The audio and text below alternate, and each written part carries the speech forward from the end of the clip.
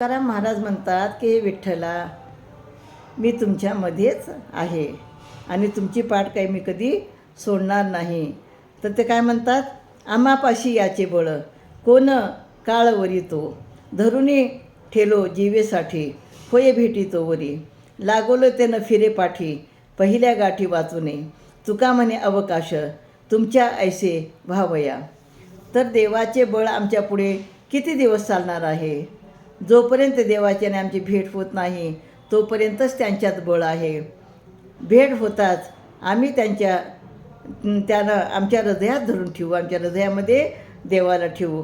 आम्ही देवाच्या पाठी जे लागलो आहोत ते आता त्यांची गाठ झाल्याशिवाय आम्ही त्यांची पाठ काही सोडणार नाही.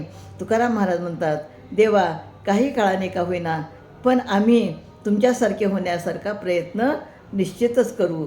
तर अशा प्रकारे ते विठ्ठलाला म्हणतात की विठ्ठला, मी तुम्हाला माझ्या हृदयामध्ये साठवून ठेवलेलं आहे.